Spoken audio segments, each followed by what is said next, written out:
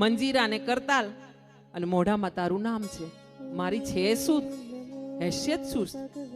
આમ નરસિંહ મહેતાએ ભજનની શરૂઆત કરી છે, ભજન ગાયા છે ને અડધી રાત થઈ છે ત્યાં સુધી પેલો હાર નથી છૂટ્યો, કારણ કે કેદારો નથી ગવાયો નરસિંહ મહેતાથી, ગીરવે મુકાયેલો છે. અને આમ ધીરે ધીરે જ્યાં ભજનની અડધી રાત માઝમ રાતમાં આમ સમો બંધાયો છે ને એવા સમામાં નરસિંહ મહેતાની આંખમાંથી દડ દડ આંસુ ભજન ગાતા ગાતા ઉતર્યા છે.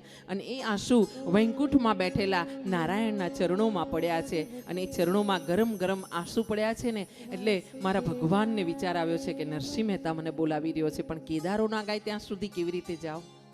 હા, નરસિંહ મહેતાએ વળી વળીને ભગવાનની સામે, મૂર્તિની સામે નજર કરી છે ને કીધું છે, પ્રભુ આજે મારી જશે ને તો તારી જશે.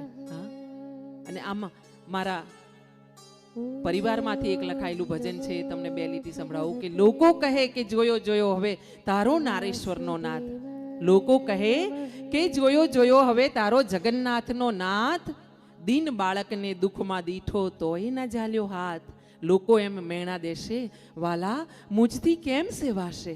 હા, શ્રદ્ધાના જોરે કહું છું કે કૃષ્ણ રાખશે મારી લાજ.